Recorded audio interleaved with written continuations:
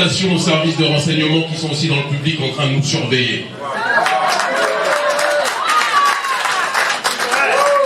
Je voudrais en préambule vous demander d'applaudir fortement la plateforme Yeremolo, debout sur les remparts, pour sa résistance héroïque face au sida qu'est le néocolonialisme français. En nous interdisant, en réprimant cette manifestation le 20 janvier, eh bien, les autorités françaises, parce que ne nous mentons pas, les autorités maliennes n'ont fait que céder aux pressions de la mafia française en cette journée du 20 janvier. En nous interdisant, ils pensaient faire taire le combat. En nous interdisant, ils pensaient mettre à terre la résistance. Mais en nous interdisant, ils n'ont fait que donner plus de consistance à ce combat, parce qu'on n'interdit que ce qui est dangereux pour les intérêts du néocolonialisme. Si la résistance anticolonialiste au Mali était une résistance dénuée de sens, dénuée d'intelligence, dénuée d'orientation, jamais elle n'aurait été interdite. Si on a utilisé autant de moyens répressifs pour empêcher cette mobilisation de se faire, c'est parce qu'ils savent que nous sommes plus que jamais dans la bonne direction. Et donc je demande à chacun et chacune, plus que jamais, de maintenir le rythme dans cette démarche de résistance. J'ajoute, parce qu'il est important de le faire, que le motif fallacieux qui a été donné pour justifier l'interdiction était de dire qu'il y a un risque de Covid-19. Alors j'ai souri. Quelle est la maladie qui tue le plus en Afrique francophone depuis tant d'années? C'est la France-Afrique ou c'est le Covid-19? La France-Afrique tue nos présidents. La France-Afrique tue notre économie. La France-Afrique déstabilise nos pays. Et ils osent nous dire que nous risquons une maladie avec le Covid-19. Arrêtez vos plaisanteries. La seule et unique véritable maladie en Afrique francophone, en Afrique prétendument francophone, parce que là aussi c'est un terme qu'on nous a imposé, c'est la France-Afrique. Est-ce que nous voulons, ce dont nous voulons guérir, c'est de cette France-Afrique. Et le meilleur moyen pour guérir de cette France-Afrique, c'est le panafricanisme. Le meilleur moyen pour guérir de cette France-Afrique, c'est la souveraineté. Le meilleur moyen pour guérir de la France-Afrique, c'est la solidarité. Le meilleur moyen pour guérir de la France-Afrique, c'est tuer la jalousie entre nous. Parce qu'il faut qu'on se le dise. Il faut qu'on se le dise.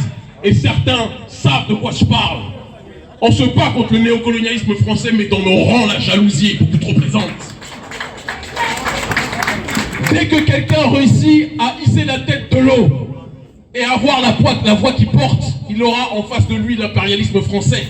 Mais il aura derrière lui un Africain jaloux qui ne comprendra pas pourquoi un tel ou une telle est devant. C'est quelque chose sur lequel nous devons lutter.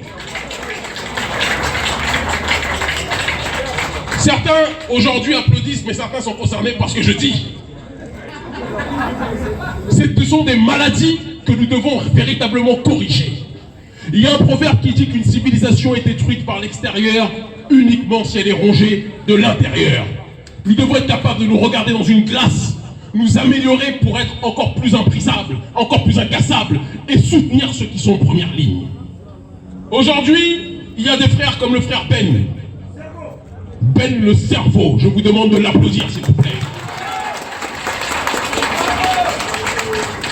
Le petit frère prend des risques. Le petit frère n'était pas obligé d'aller dans cette démarche de jusqu'au boutisme pour aller et devenir quelque part un nommé, non pas un élu mais un nommé pour le peuple. Mais en faisant cela, il s'est mis à dos certaines personnes qui se sont dit pourquoi c'est lui et pourquoi ce n'est pas moi. Arrêtons ces histoires. Quand quelqu'un se lève, comme la sœur Amina Fofana, la responsabilité de chacun d'entre nous, quelles que soient nos nuances ou nos désaccords, c'est de nous soutenir. On doit arrêter à chaque fois de mettre des bâtons dans les roues dès que quelqu'un est mis devant, en première ligne, parce que l'impérialisme français observe. L'impérialisme français observe les dissensions entre nous. L'impérialisme français observe qu'un tel subit une offensive de certaines personnes qui ne comprennent pas pourquoi un tel ou une telle est en première ligne. Nous devons taire cela. La France-Afrique est un sida pour l'Afrique. Et la jalousie est un cancer pour l'Afrique. Nous devons lutter contre ces deux mots avec efficacité, avec énergie. La solidarité est le seul pansement qui nous guérira.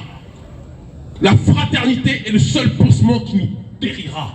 Le refus de la corruption, le refus des valises, c'est le seul pansement qui nous guérira. Et je rajoute aussi une chose.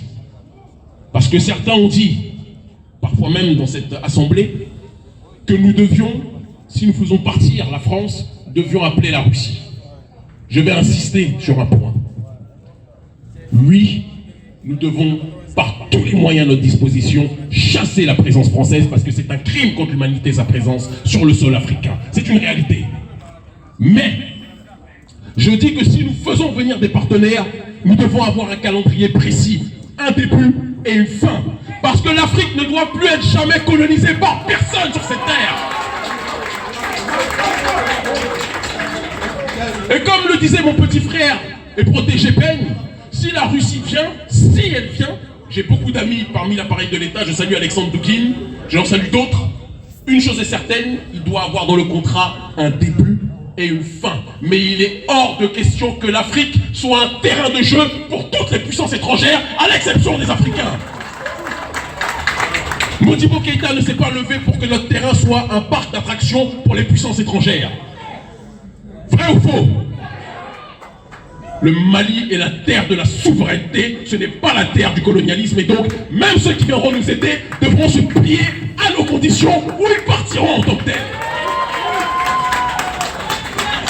L'Afrique libre ou la mort, nous vaincrons avec les hommes debout, nous vaincrons avec les femmes debout. Enfin, n'oublions pas une chose, une résistance ne peut se faire sans la présence des femmes africaines. Je viens d'un pays qui s'appelle le Dahomey, où les guerrières, celles qui étaient en première ligne, étaient les Amazones. Nous devons comprendre et entendre que si nous n'écoutons pas nos femmes, nos sœurs, nos mères, le combat sera perdu d'avance.